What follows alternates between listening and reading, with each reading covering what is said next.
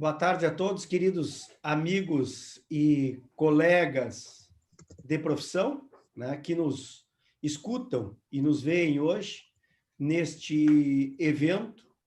Quero agradecer também a toda a nossa equipe de colaboradores, dizer que é uma satisfação muito grande hoje poder estar compartilhando este evento com o meu querido amigo, professor Juan Pablo Del Casso, dizer que é uma satisfação muito grande. Espero que os colegas hoje tenham um proveito muito bom. A palestra do professor Pablo é excelente, traz todas as novidades do processo monitório através da jurisprudência do Tribunal Europeu, da União Europeia, e de imediato vou apresentar o nosso palestrante, um breve currículo, sendo em vista que o professor Juan Pablo Correa Del Casso tem um currículo imenso, vou tentar abreviar.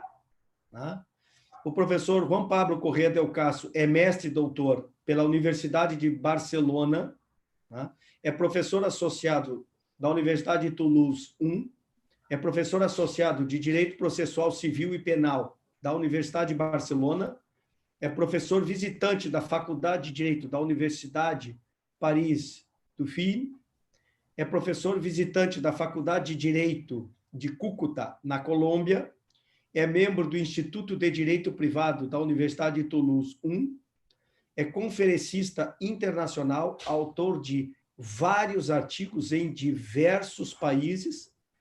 O professor Juan Pablo é literalmente um poliglota, ele fala e domina 7 idiomas, isto é para poucos. É um brilhante advogado em Barcelona, além de ser árbitro da Câmara de Mediação e Arbitragem de Paris, do Tribunal Comum. Ele é árbitro também do Tribunal Comum de Justiça e Arbitragem, é árbitro do Tribunal Arbitral de Barcelona e também do Centro Ibero-Americano de Arbitragem. É mediador do Neutralis na Espanha, é secretário-geral do Tribunal Arbitral do Principado de Andorra, e sobre o tema especificamente que nos interessa, escreveu uma obra que se tornou clássica, muito citada e discutida no Brasil, que é sobre o processo monitório, foi publicado pela Bosch em Barcelona em 98, depois com o surgimento da LEC, já que esta obra, no que se refere a processo monitório, ela embasou, serviu de fundamento também para o processo monitório na LEC espanhola 2000, e o professor Pablo escreveu um livro sobre o processo monitório na nova LEC, também pela Marcial Pontes em 2000, e em 2008 escreveu também pela Marcial Pons um livro sobre processo monitório europeu. Querido amigo professor Juan Pablo, sea bienvenido entre nosotros del sur. Gracias. Sea considerado un hermano de nosotros, un primer encuentro que seguramente será el primer de muchos otros, lo aseguro. Gracias por la aceptación generosa de poder hablar con nosotros y tiene la palabra, querido amigo. Muito obrigado.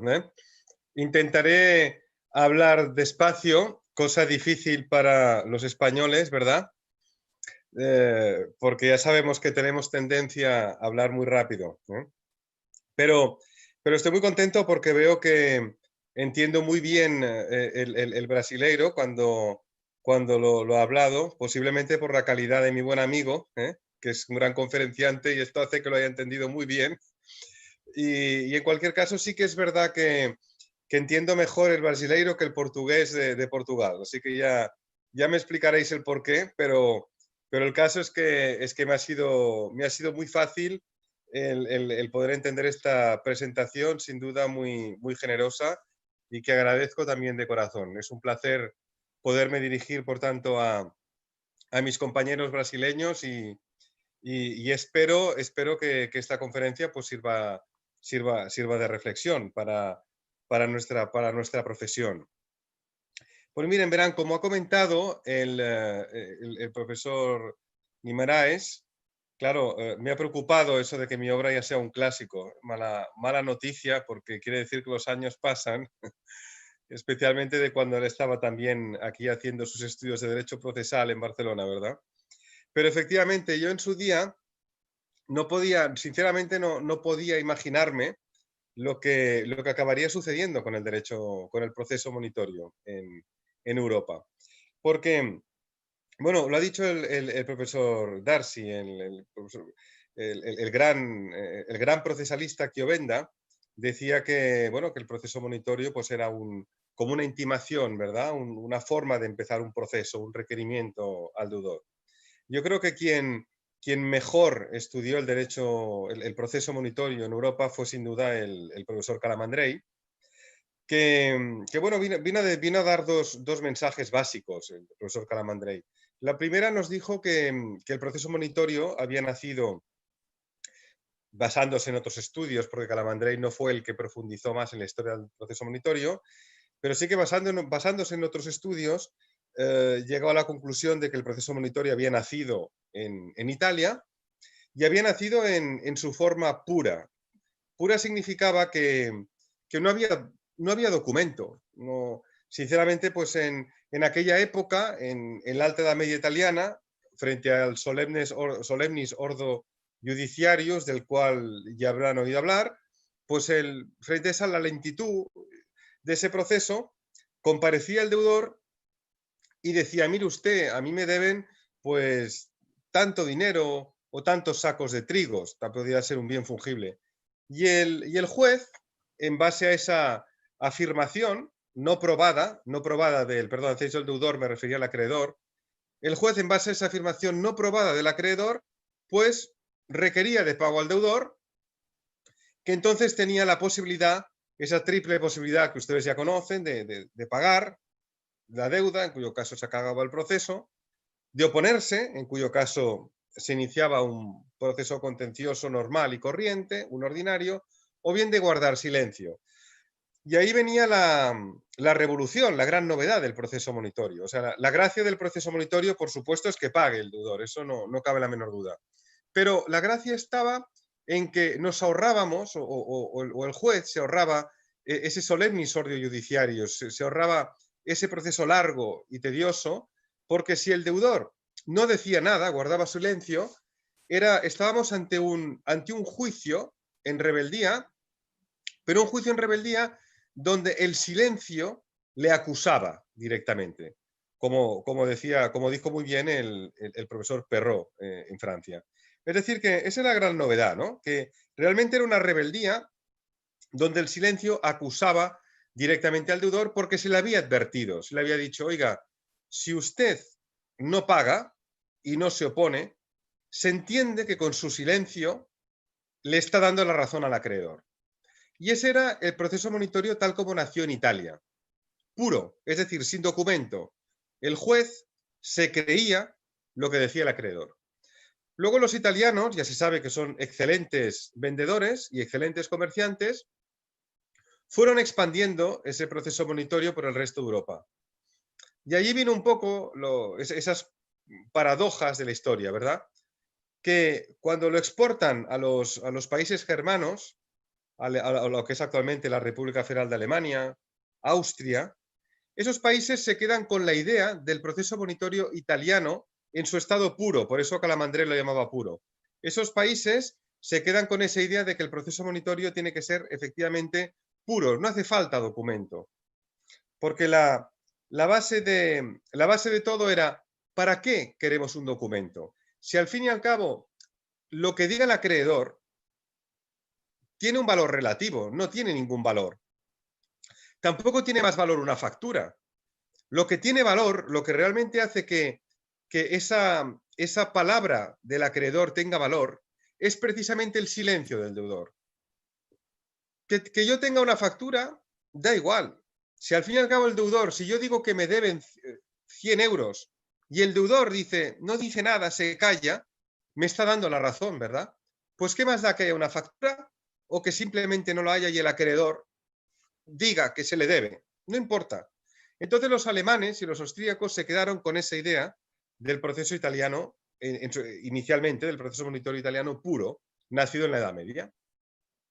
En cambio, curiosamente, los países latinos, como quizá por esa desconfianza que tanto nos caracteriza, ¿verdad?, los latinos, decimos, uy, esto de que no se pida un documento, no se pida nada, no, al legislador no le convenció, ¿no? Entonces, cuando el proceso monitorio se regula en muchos países europeos, en Francia, en el año 1937 se regula por primera vez, pues el legislador francés pide el requisito de la prueba documental, pide ese principio de prueba documental, porque quiere que el juez tenga esa posibilidad de supervisar si lo que afirma el acreedor tiene una base mínimamente verídica o no. Y ese proceso monitorio documental, que es como lo llamaría Calamandrei, pues se introduce en Francia y curiosamente se introduce también en Italia, porque en Italia desaparece el proceso monitorio puro, se olvidan de él con el paso de los años y a principios del siglo XX se reintroduce el proceso monitorio en Italia añadiendo el requisito de la prueba documental. Con lo cual, Europa se mueve entre los procesos monitorios puros, como los de Calamandrei, que provienen de ese proceso monitorio italiano original, que son procesos monitorios sin documento, y se mueve entre los procesos monitorios documentales, que son los procesos donde el juez o el secretario judicial, depende de los países, en España ya es el secretario judicial, controlan a través de esa prueba documental o de ese principio de prueba documental si el acreedor tiene o no tiene razón. Estas son las dos grandes, por así decirlo, las dos grandes tendencias en Europa. A todo esto están los países que yo me atrevería a calificar de muy valientes, ¿eh? Están los húngaros en Hungría o están los suecos. Los húngaros y los suecos dicen esto del proceso monitorio no va a ser ni judicial, se lo dan directamente a la administración, no de justicia, sino a la administración pública, para que sea ella la que tramite el proceso monitorio, no ni tan siquiera a los tribunales de justicia. Eso sí, claro, si el deudor se opone, entonces evidentemente tiene que haber un juez, porque si no ya sería, como decimos en España, el colmo, ¿verdad? Entonces, este es un poco el panorama europeo. Cuando yo escribo la tesis doctoral del proceso monitorio en el año 98, en España no existía todavía, en España el proceso monitorio se introduce en el año 2000, digo, a mí sinceramente me convence mucho más el proceso monitorio alemán, austríaco, que es al fin y al cabo el proceso monitorio nacido en Italia. Me convence mucho más el proceso monitorio puro. Desde un punto de vista, si me permiten la expresión, práctico y doctrinal. Doctrinal, por lo que les decía, porque una factura no es un medio de prueba. Yo me puedo inventar ahora mismo una factura contra todos ustedes.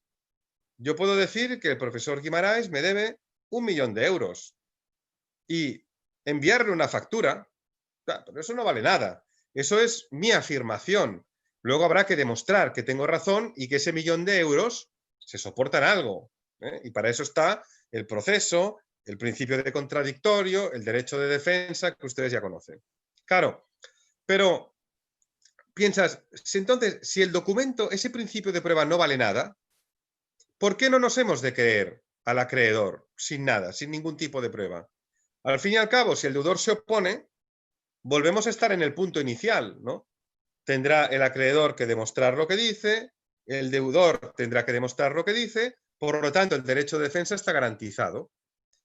Pero una forma de agilizar el proceso monitorio es precisamente que no haya un principio de prueba. Y a mí esto me convenció desde un punto de vista doctrinal, como les decía, por este motivo, porque la factura no vale nada, puede no valer nada, en una palabra, no es más que eso, un principio de prueba, como lo llamaba la doctrina italiana, pero también me convenció por un principio, por un tema práctico, como abogado, porque yo, pues como ha dicho el profesor Guimarães, también soy abogado.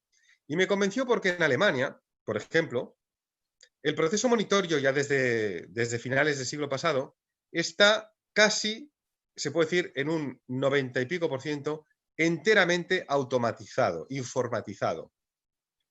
Alemania, ya desde hace muchos años, tenía juzgados competentes para tramitar procesos monitorios electrónicamente. ¿Cómo lo hacía? Pues muy fácil. Grandes superficies, grandes sociedades que tienen múltiples deudores, con múltiples deudas, entregan al juzgado un software y dicen, tengo 10.530 reclamaciones frente a 10.530 deudores. Y entonces, esa información transmitida electrónicamente a un juzgado central que puede abarcar una o más provincias, Länder en Alemania, o regiones, pues saca los requerimientos de pago pues de forma industrializada, o sea, tal cual, sin parar. Y empieza a requerir de pago. Y entonces, si el deudor se opone, cuando recibe ese requerimiento de pago, si el deudor se opone, tacha una casilla, pone me opongo, Ich widerspreche en alemán, me opongo, y a partir de ahí entonces nos vamos a un contencioso ordinario. Pero si no, la idea del legislador alemán, los alemanes ya saben que tienen una cualidad y es que son buenos organizando, era precisamente agilizar al máximo el proceso monitorio, evitar el control del juez, en el proceso monitorio alemán, el responsable es el Rechtspfleger, que viene a ser como un secretario judicial, incluso yo diría que de menor categoría profesional. Es una persona que es un técnico de la Administración de Justicia, pero la idea era informatizarlo al máximo, de forma que el juez tan solo estuviera al frente del proceso monitorio en caso de oposición, cuando se abre una oposición a resultas cuando se abre un juicio, a resultas de una oposición por parte del deudor.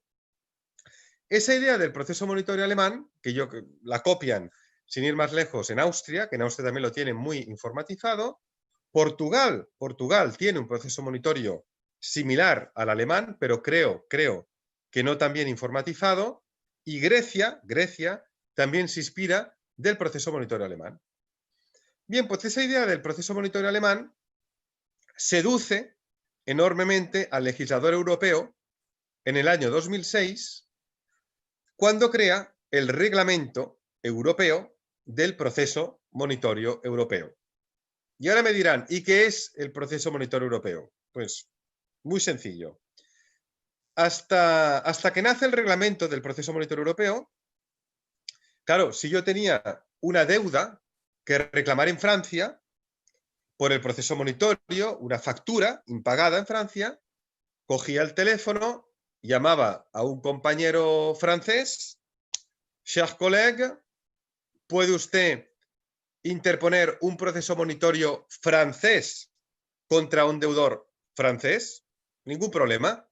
Yo, sociedad española, le daba la factura a mi colega francés interponía en Francia, en el lugar del domicilio del deudor, imaginemos en París, un proceso monitorio contra un deudor en París. Hasta ahí, esto era lo que sucedía en la inmensa mayoría de los países europeos, excepto Alemania, curiosamente, que Alemania sí que permitía reclamar una deuda en Alemania frente a un deudor extranjero. Si no, la regla habitual era la que yo les digo, ustedes tenían que ir al domicilio del deudor. ¿Qué sucede? Que el legislador europeo dice, bueno, a ver, la forma de agilizar las reclamaciones en Europa, esto no es un procedimiento ágil. ¿Por qué no creamos, dice el legislador europeo, un proceso monitorio europeo que permita a un deudor español reclamar una deuda en España frente a un deudor alemán? Es decir, perdón, un acreedor. Es decir, ejemplo, me viene a visitar un cliente alemán y no me paga. Yo, abogado, acreedor del alemán, en lugar de ir a Frankfurt y hablar con un abogado alemán para que reclame la deuda en Alemania, la voy a reclamar en Barcelona. porque en Barcelona es donde le he prestado los servicios. Fuero competente, Barcelona. Con lo cual es una idea fantástica, porque la idea no solamente es fantástica a nivel declarativo, sino que es fantástico también a nivel ejecutivo. ¿Y por qué se lo digo esto? Porque si el deudor alemán, que me ha venido a ver, tiene además una casa en España y no me paga, además de reclamarle en España y de obtener una resolución favorable en España contra el deudor alemán, le ejecuto directamente en España la casa que tiene en España. Con lo cual, la idea del legislador europeo con el reglamento del proceso monetario europeo era fantástica. Para eso, ¿qué hace el legislador europeo cuando crea el reglamento del proceso monetario europeo? Bueno, pues lo que hace es, primero, se lo puede imaginar, entre los dos modelos de proceso monetario, elige el alemán, porque dice, claro, el alemán es mucho más fácil. No hay documento. Es infinitamente más fácil el proceso monetario, el ejemplo, la tipología del proceso monetario puro alemán, que un proceso monetario documental en estas circunstancias. Y es más fácil, no solo a nivel de tramitación, sobre todo a otro nivel. Es que, ustedes lo saben, Europa es una torre de Babel de lenguas. Claro, ¿cuántas lenguas hay en Europa? Muchísimas. Claro, si tenemos que traducirlo todo, es una auténtica locura. ¿Qué dice el legislador del reglamento del proceso monetario europeo? Todo el proceso monetario serán formularios que estarán traducidos a todos los idiomas de la Unión Europea. Con lo cual yo sé que donde pone deudor, no sé si en portugués es devedor, ¿no? En francés es débiteur, eso no tiene confusión ninguna porque es el mismo formulario traducido por la Unión Europea. Y ese formulario hay muchos. Hay un formulario de notificación, un formulario de requerimiento de pago, un formulario de petición inicial. Todo formularios, ningún documento anexo. Claro, la idea es buena, con lo cual no hay confusión, no hay problemas de terminología, no hay gastos de traducción. Proceso simplificado al máximo. Entonces el legislador europeo crea el monitor europeo y el monitor europeo empieza a funcionar en el año 2006, poco a poco. De momento, en sus inicios tiene poco éxito, porque yo creo que tiene poco éxito porque aunque pueda parecer extraño, los abogados europeos conocen muy poco el derecho europeo. El abogado que litiga, el que es un litigador, se conoce muy bien la ley española o el Code de Procédure Civil francés. Pero lo que dice el reglamento europeo, pues no se crean ustedes que lo dominan mucho. Ni tan siquiera los jueces, que quede claro, ni tan siquiera los jueces. Pero bueno, poco a poco, el proceso monetario se va haciendo conocido, el europeo, y cada vez más lo empiezan a utilizar empresas. ¿Y quiénes son los que empiezan a utilizar el proceso monetario europeo? Y ahí viene el problema. Pues entidades financieras y especialmente entidades financieras de dudosa práctica. Es decir, dicho sea de forma más clara, entidades financieras que abusan del deudor y del consumidor.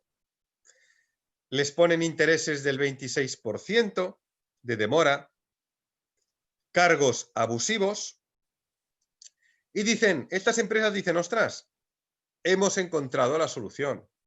El monitor europeo. Como no hay documento adjunto, reclamamos todo lo que queremos y más.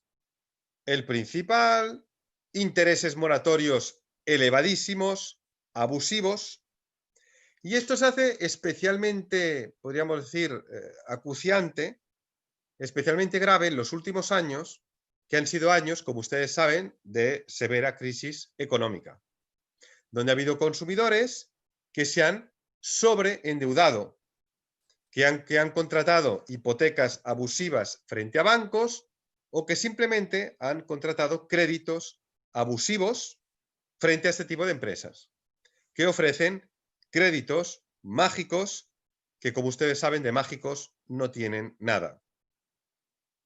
Entonces, recientemente, en los últimos años, claro, por un lado estaba este fenómeno, pero por otro lado, en España, ustedes quizá lo habrán escuchado, no sé si ha tenido eco o no, en España ha habido muchos problemas porque a raíz de los años de crisis, pues hubo muchos problemas con contratos bancarios, contratos hipotecarios, contratos todos ellos que eran claramente abusivos. Entonces los jueces españoles empezaron pues eso, a finales de la década del 2010, principios finales de 2000 y pico, principios de 2010, empiezan a preguntarle al Tribunal de Justicia de la Unión Europea si todos estos contratos que hay en España son abusivos o no son abusivos frente al consumidor. Y digo España porque España es de los países frente a los cuales se han dictado más sentencias de este tipo. Y el Tribunal de Justicia de la Unión Europea empieza, si me permiten la expresión, el castigo sin piedad frente a los bancos españoles y frente a otras entidades, castigando abiertamente y declarando la abusividad de numerosas cláusulas incluidas en contratos de consumidores. Especialmente hay una jurisprudencia muy importante de los años 2014, 2015, 2016. El Tribunal Supremo Español tiene que adaptar su jurisprudencia, evidentemente, al del Tribunal de Justicia de la Unión Europea, y el legislador español tiene que reformar numerosos artículos de la Ley de Enjuiciamiento Civil, entre otros. ¿Qué artículos reforma? Reforma los de la ejecución hipotecaria y reforma, como no, los artículos del proceso monitorio. ¿Y qué dice el legislador español cumpliendo el mandato del Tribunal de Justicia de la Unión Europea? Que el juez tiene la obligación de controlar de oficio la abusividad de todo tipo de cláusulas. De oficio. Claro, ahí empieza el problema. Ahí empieza el verdadero problema para el proceso monitorio. Porque de repente, como les decía, en Alemania el juez no mira nada, lo hace todo el Rechtspfleger, lo hace un ordenador, es el que admite las peticiones iniciales. En España lo hacía el secretario, no miraba casi nada. Claro, de repente el Tribunal de Justicia de la Unión Europea le dice a los jueces españoles y a los jueces europeos: tienen ustedes la obligación de controlar de oficio la abusividad de todo tipo de cláusulas.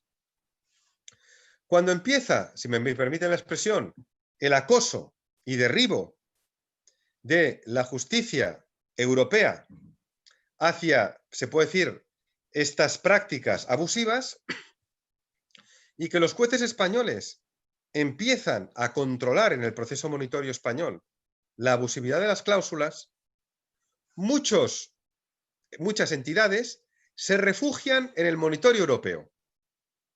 Entonces empiezan a encontrar el subterfugio, la manera de hacer ver que esa reclamación no es una reclamación nacional, sino que es una reclamación europea, que entonces permite la utilización del proceso monitorio europeo. Es decir, algunas de ellas incluso dicen, pues en lugar de suscribir un contrato entre una empresa española y un deudor español, vamos a hacer que lo firme una sociedad extranjera europea con un deudor español, por ejemplo, porque entonces cuando el deudor español nos deba dinero, utilizaremos el proceso monitorio europeo y evitaremos el control de abusividad, porque el monitorio europeo va sin documento, igual que el proceso monitorio alemán. Entonces empiezan estas prácticas abusivas a través del proceso monitorio europeo. Y el asunto, como no, acaba finalmente ante el Tribunal de Justicia de la Unión Europea. ¿Y cómo acaba? Acaba gracias precisamente a los juzgados de Barcelona, el número 20 de Barcelona, y el juzgado de Vigo, en Galicia. Y acaba porque en el año 2018 estos juzgados empiezan a descubrir que organismos internacionales utilizan el monitoreo europeo, reclaman deudas frente a consumidores y ellos no pueden controlar la abusividad de la cláusula porque la ley del proceso monitoreo europeo no obliga a acompañar absolutamente nada, ni el contrato, ni la factura, nada. Entonces, estos jueces, que son valientes, en esta situación, concretamente es el caso de Barcelona y de Vigo, como les decía, les dicen en un primer momento a estas entidades que les requieren, en méritos de la jurisprudencia del Tribunal de Justicia de la Unión Europea, les requieren para que aporten el documento justificativo. Quieren controlar la abusividad de esas cláusulas frente al deudor consumidor. Respuesta de estas entidades: no lo acompañamos, porque si el reglamento de la Unión Europea dice claramente que no hay que acompañar documento, nosotros, señoría, no lo acompañamos. Claro, estos jueces dicen: muy bien, pregunta, cuestión prejudicial al Tribunal de Justicia de la Unión Europea. ¿Qué hacemos? Respuesta del Tribunal de Justicia de la Unión Europea. Sentencia de 19 de diciembre de 2019, extraordinariamente importante. Ustedes, jueces nacionales, tienen la obligación, se lo hemos dicho por activa y por pasiva desde hace un montón de años, nos da igual lo que diga el reglamento del proceso monitoreo europeo, ustedes, señorías, jueces nacionales, tienen la obligación de controlar la abusividad de las cláusulas contenidas en estos contratos. Insistimos, nos da igual lo que diga el reglamento del proceso monitoreo europeo. La decisión no sorprendió a nadie. Esta sentencia del Tribunal de Justicia no sorprendió a nadie porque era coherente, totalmente coherente, con lo que venía diciendo el Tribunal de Justicia Europea desde hacía años. Y el abogado general, digamos que ustedes saben, el abogado general, en este caso en el Tribunal de Justicia de la Unión Europea, es quien, por así decir, trabaja el asunto, lo estudia para presentar sus conclusiones a los magistrados, dijo exactamente lo mismo que venía diciendo, lógicamente, el Tribunal de Justicia de la Unión Europea. Yo entiendo que los jueces nacionales tienen la obligación de controlar la abusividad de estas cláusulas. Total, que ante la respuesta del Tribunal de Justicia de la Unión Europea, lógicamente, al día siguiente la conocen todos los jueces españoles y a partir de ahora, todos los jueces españoles, incluso en un reglamento del proceso monitoreo europeo, quieren ver el documento justificativo y quieren controlar, lógicamente, porque tienen la obligación de hacerlo de oficio, la abusividad de la cláusula. Igual que lo hacen en el proceso monitoreo español cuando fuera reformado en méritos de la jurisprudencia anterior, nada, de escasamente unos años antes, del mismo Tribunal de Justicia de la Unión Europea. Con esto voy concluyendo, pero con esto ya les estoy haciendo la presentación del caso. Claro, ¿qué está sucediendo actualmente en la práctica? Cuando hablo con mis amigos, los jueces, nos dicen, están constatando cómo cada vez más el acreedor o los acreedores están dejando de utilizar el proceso monitoreo. Porque claro, al final, esa rapidez que tenían con el proceso monitoreo, donde el juez, el principio de prueba documental lo miraba, lo pasaba en España, se pedía, pero lo miraban rápido. Y en el monitoreo europeo, donde no había, claro, era fantástico. Todo iba muy rápido, rápidamente requerimiento de pago al deudor. Pero desde que el Tribunal de Justicia ha dicho que el juez tiene que controlar la abusividad, claro, sus señorías se toman su tiempo. Conclusión, el deudor, el acreedor español está abandonando cada vez más el monitoreo, el europeo está abandonando el monitoreo europeo y se está constatando un fenómeno muy negativo para la rapidez de los juzgados europeos, que es la utilización de procedimientos declarativos ordinarios, podríamos decir, rápidos, como es el caso del verbal. Cada vez más el acreedor está acudiendo a un declarativo ordinario simplificado para deudas de menor cuantía, está incluso diseccionando la deuda, dividiéndola para poder acudir a este procedimiento y está abandonando el proceso monitorio. ¿Qué está sucediendo en otros países? Pues en otros países, antes de hablar con ustedes, he empezado a mirar normativa.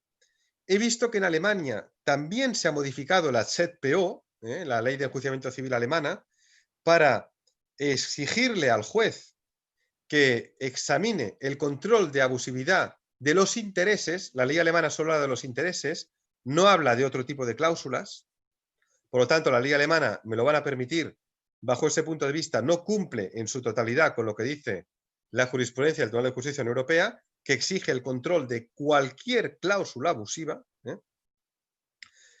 Y en España ha habido una reforma monumental, porque España ha sido de los países más castigados por esta jurisprudencia, pero todavía, si me permiten la expresión, yo me atrevería a decir que los legisladores europeos no han digerido esta jurisprudencia, que apenas tiene, pues ya lo ven, 9 meses de antigüedad. No, hace 9 meses que tenemos esta sentencia. ¿Qué va a pasar con el monitorio?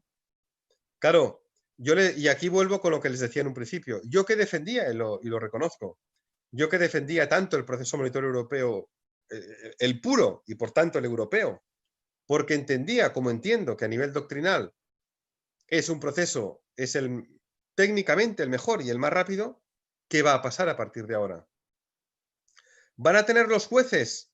Si los jueces van a tener que controlar la abusividad de todas las cláusulas, se va a eternizar el proceso monitorio. Solo en España, el monitorio representa el 25% de todo el contencioso civil. En Alemania representa entre el 80 y el 90%. En Alemania estamos hablando de 8 o 9 millones de reclamaciones a través del proceso monitorio. En Francia, por el monitorio, se tramitan más de 1 millón de reclamaciones al año. Claro, el monitorio es el procedimiento más utilizado en Europa. ¿Qué va a pasar si ese proceso monitorio ágil, rápido, que servía precisamente para aligerar la administración de justicia, de repente le obligamos al juez a controlar la abusividad? Inclusive en los procesos monitorios puros, donde no hay documento, porque el Tribunal de Justicia les ha dicho, me da igual que no haya documento, ustedes reclámenlo. Porque si es un consumidor, ustedes tienen que verificar y velar de oficio por la parte débil, por el consumidor. Por lo tanto, ustedes tienen que reclamar el contrato, en su caso, que permite esa reclamación de esa factura. Con lo cual, se están dando cuenta, y con eso acabo, de la gravedad del problema que tenemos en Europa. Por un lado, avanzamos en protección al consumidor. Por un lado, insistimos en protegerle, en mi opinión, excesivamente, porque de alguna forma estamos confundiendo o estamos asimilando, y me lo permitirán que lo diga con esta claridad, consumidor aparte tonta, y eso no es así. Un consumidor también es muy inteligente. Un despacho de abogados, un despacho de ingenieros o un despacho de personas altamente cualificadas puede ser un consumidor y entender perfectamente lo que está haciendo. Y no por ello es la parte débil. Pero estamos en un momento donde el Tribunal de Justicia de la Unión Europea está extremando la protección al consumidor. Y en ese extremar la protección al consumidor, está sobrecargando de trabajo a nuestros tribunales de justicia. ¿Qué va a pasar? ¿Qué va a pasar en Suecia? ¿Qué va a pasar en Hungría, donde ni tan siquiera los jueces controlan la petición inicial, porque es la administración pública? Claro, ¿cómo vamos a equilibrar ese derecho a proteger la parte débil con ese derecho que también tenemos los justiciables y los acreedores a reclamar rápidamente una deuda, ya que un proceso no se eternice ante los tribunales. ¿Dónde está el término medio? Pues yo les digo, no tengo respuesta a fecha de hoy, porque la respuesta la dará, como ustedes bien saben, como siempre, la práctica. Solo la práctica nos dará la respuesta. Pero es un tema de gran trascendencia, porque el proceso monitorio no es porque ya he hecho la tesis y me guste mucho y diga que es muy importante, no, es que el proceso monitorio, insisto, es el más utilizado en Europa. Entonces, el impacto que está teniendo o que puede tener esta jurisprudencia puede ser enorme, inmenso. Habrá que ver, por tanto, en los próximos años, cómo evoluciona esta jurisprudencia, cómo se aplica en los distintos países europeos, qué reformas se hacen también en la normativa del proceso monitorio interno en aquellos países donde no se exige un principio de prueba. En definitiva, qué cambios se van a hacer los próximos años en Europa para cumplir, ¿verdad?, con esta jurisprudencia del Tribunal de Justicia de la Unión Europea y para ver cómo somos capaces de conjugar protección al consumidor con celeridad y agilidad procedimental.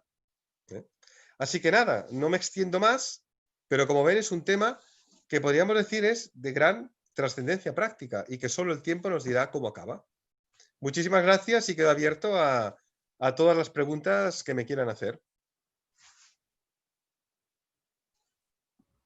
Muchas gracias, querido amigo. Me ha llamado muchísimo la atención cómo funciona el monitoreo en Europa, porque nosotros en Brasil no tenemos esta comprensión, porque en Brasil el monitoreo, como tú lo bien sabes, nosotros tenemos que tener el documento escrito. Claro. Y por eso es muy poco utilizado, muy poco utilizado. Claro. ¿Te recuerda cuando en 98 hablábamos y sobre tu tesis doctoral y te lo decía, en Brasil el monitoreo infelizmente no tendrá la eficacia que se espera de él? Y se ha comprobado en Brasil, nunca ha tenido, a lo mejor sea por la exigencia de la prueba escrita. Y este es un problema para nosotros. Para que tengan una idea, querido amigo, cómo podrán llegar vosotros, nuestra justicia ha salido ahora. Nosotros tenemos todo el año, el Consejo Nacional de Justicia edicta un libro de estadísticas del proceso. Para que tengan una idea, ha salido hace ni una semana, 3 días. Nosotros tenemos hoy, ¿sabe cuánto cuesta en nuestro poder judicial? 92,5 billones de reales. Esto equivale a dólar a más o menos 25 billones de dólares al año. Billones. De estos 25 millones, 91% pago de salarios, jueces y funcionarios. Y tenemos alrededor, porque hemos cambiado ahora, 80 millones de procesos en Brasil. Tenemos 450,000 funcionarios de la justicia. ¿Sabe cuánto tarda en la justicia común, aquí el juez de la provincia, una ejecución, por ejemplo? 6 años y 2 meses. Solo la ejecución. Solo la ejecución. Cada magistrado tiene alrededor, esto es una media que se lo hicieron, 6.800 procesos. Pero esto es muy poco, porque aquí en Porto Alegre hay, que nosotros llamamos de las audiencias, de las varas, de las audiencias, hay magistrados que tienen, cuando la administración pública es una de las partes, alrededor de cada magistrado 40,000 procesos. 40,000 procesos. Alrededor, un magistrado hoy tiene, en la capital y los sitios mayores, alrededor de 10, 12,000 procesos. Esta es la media aquí en el Rio Grande del Sur. 12,000 procesos. A ti que te gusta tanto el derecho, tendrías que haberte hecho magistrado porque vamos, 40.000 procesos, bueno, a lo mejor son pocos incluso para ti. Una auténtica Sí, barbaridad, una auténtica barbaridad. sí, porque nos tenemos los mecanismos que teníamos para hacer más efectiva la justicia, no lo hace. No lo funciona, infelizmente. Y el código ahora de 2015 ha intentado algunas técnicas, que después te lo voy a enviar. ¿Y cómo funciona? Te lo hago una pregunta. ¿Cómo funciona, por ejemplo? ¿Es posible en el monitoreo europeo o español, por ejemplo, se con la demanda una tutela de urgencia, una tutela cautelar, una tutela anticipada? ¿Es posible también? En el monitoreo europeo no está previsto, pero efectivamente eso es un debate muy bonito. En Italia, esta tutela, que sería lo que sería la medida cautelar, está prevista en Italia desde siempre. Perfecto. En España había un debate y hay determinadas resoluciones que permiten que se pida una medida cautelar con el proceso monitorio. Pero no está muy extendido. Es decir, yo jamás he visto en la práctica en España que me pidan una medida cautelar junto a una petición inicial de proceso monitorio. También quería decir que la historia del fracaso del proceso monitorio en Brasil la has dado tú. Yo recuerdo en el 97, cuando había el proyecto, el borrador de ley de enjuiciamiento civil, que participé en un congreso muy importante en el de Colegio de Abogados, por encargo de mi maestro, el profesor Serra Domínguez. Y recuerdo que había muchos abogados muy críticos, ¿no? Decían, en España el proceso monitorio no funciona seguro, porque en España somos indisciplinados y somos pícaros y nos oponemos. Entonces vino en ayuda mía, porque yo, claro, yo defendía el proceso monitorio, ¿no? Y vino en ayuda mía un abogado belga y levantó la mano y dijo, no, mire, el problema no es que en España sean pícaros o indisciplinados o más buenos o más malos. El problema viene que en España tienen ustedes un proceso civil lento. Y como lo tienen lento, el deudor que se opone lo que está haciendo es financiar su deuda. Con lo cual sabe que si se opone va a tener un juicio no sabemos cuánto tiempo. Dice, y es lo que pasa en Bélgica. Y mire usted, en Bélgica los alemanes también se oponen, porque también financian su deuda. Por tanto, no es un problema de cultura jurídica, es un problema de que el monitorio, como todo, está para ayudar. Y si, claro, si utilizas el monitorio, pero una oposición dura 6 años, todo el mundo se opone. Pero si una oposición dura 6 meses, la gente ya se lo piensa. Con lo cual, Sí. efectivamente, en parte en España el éxito del monitorio, en parte ha sido gracias a la reforma de la LEC. La reforma de la LEC como que agilizó la duración del procedimiento civil, indirectamente también benefició al proceso monitorio.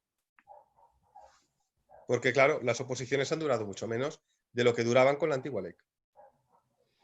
Aún tenemos una preocupación muy grande con el deudor y muy poca con el acreedor. Y mismo Sí. cuando la ley intenta crear algún beneficio para el acreedor, la jurisprudencia lo hace en cambio el contrario. Es la cultura del pobre deudor, que decía Calamandrei. Perfecto. Aún así, ¿crees que nosotros tenemos en la ejecución en general, cuando el acreedor ya tenga tu título, por ejemplo, el monitorio, que se lo saque el orden, que se ha creado el título ejecutivo, el deudor puede pedir un parcelamiento, paga 30% y puede dividir a deuda en hasta 6 veces para facilitarle. Eso en España no se permite legalmente. Lo que se permite es que si el acreedor está de acuerdo, llegue a un pacto con el deudor, se lo dice al juez, prepara un simple escrito, le dice, señoría, hemos llegado a este pacto, me pagará cada mes 5.000 euros y si no me los paga, no hay pacto. Eso en España se permite. Pero la ley no lo permite, con lo cual un acreedor que quiera demoler al deudor, que quiera hacerle el máximo daño, lo puede hacer sin problemas. En cambio, en Francia es como en Brasil. En Francia se permite este parcelamiento de la deuda que comentabas tú. Sí, aquí se lo han sacado porque está en la ley, por ejemplo, el artículo 702 se lo permite que el deudor, cuando se oponga, la eficacia de la decisión se queda suspensa hasta la sentencia del juez, hasta la finalización del proceso. Y si un proceso tarda 3, 4 años, en el primer grado solamente, aún tendrá un beneficio estupendo, si se oponga.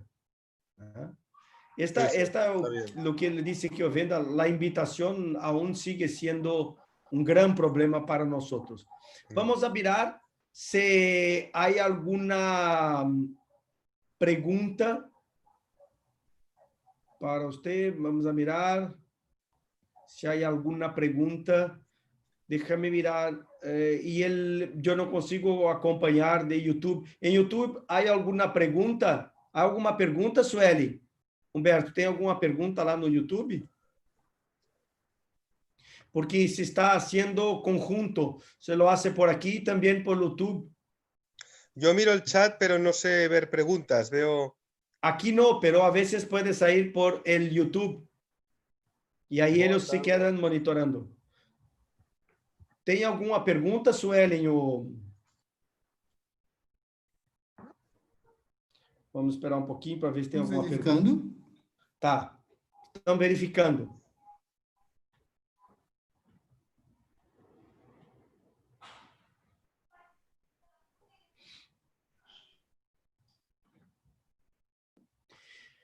Realmente, o número de demandas monitor, de processo monitor em Europa é altíssimo. Nós jamais imaginaríamos.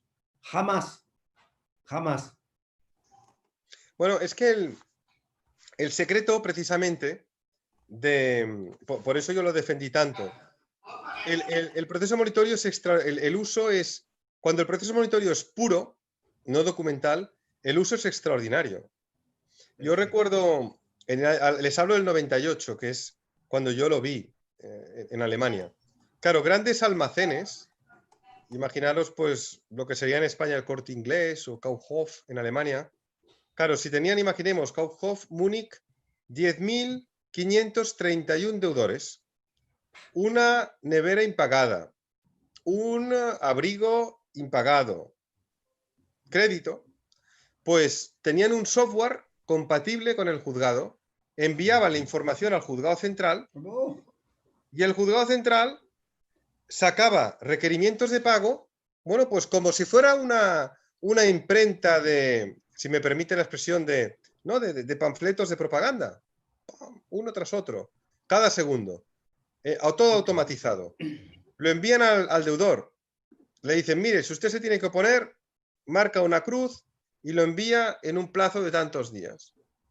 Y claro, con esta automatización, esto hace que esa ingente cantidad de deudas pequeñas se puedan reclamar muy ágilmente a través del proceso monitorio.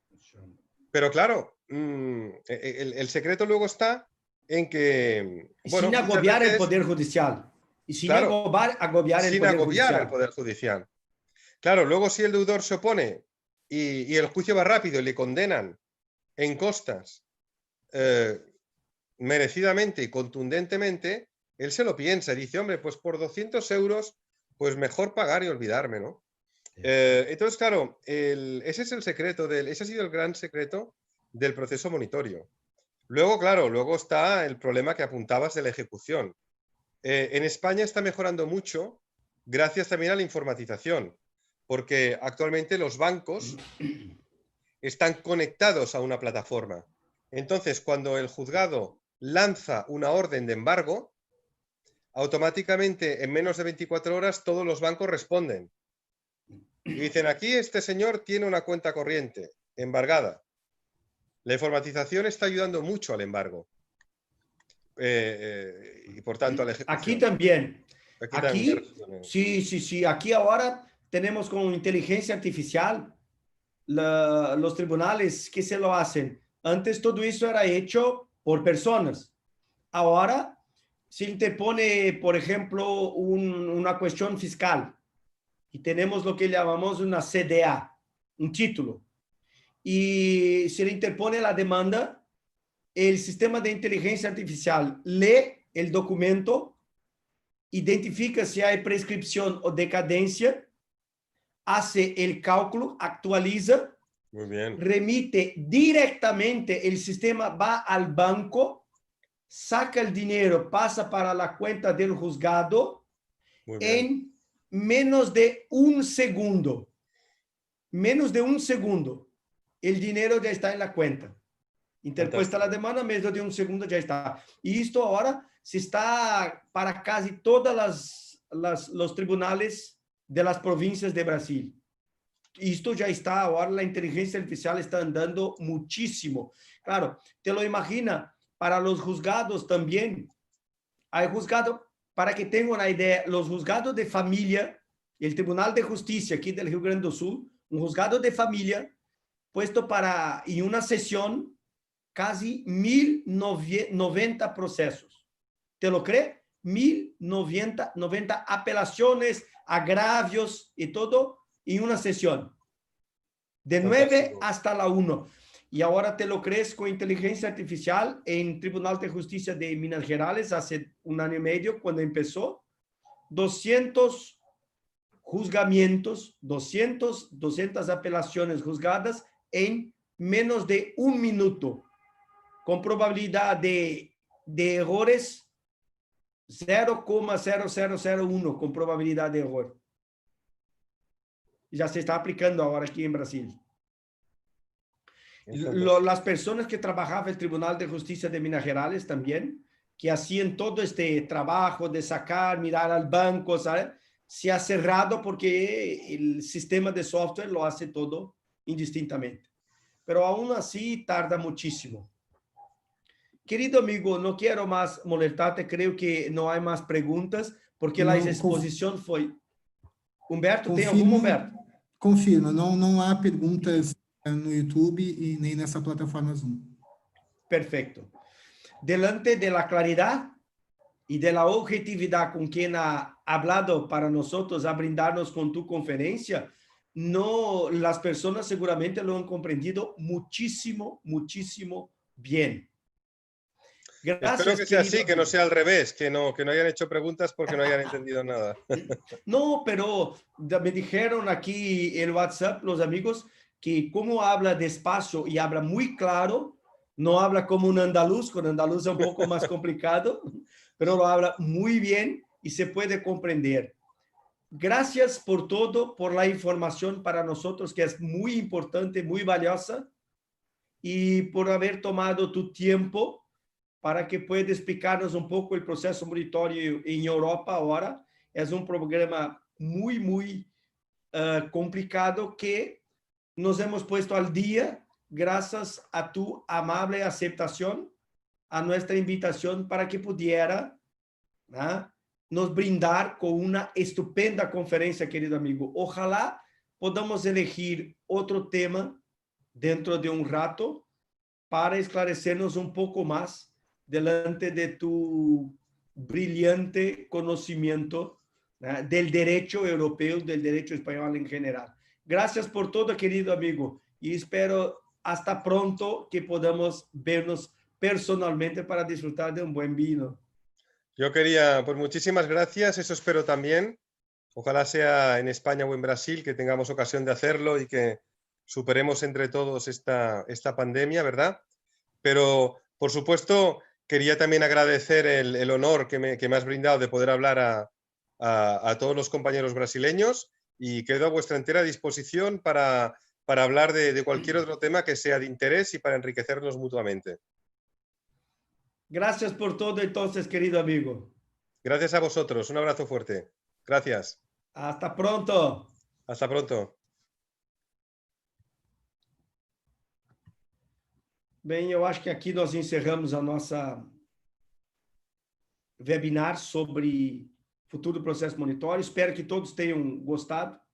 Foi um prazer, tá, estar com vocês. Muito obrigado pela atenção.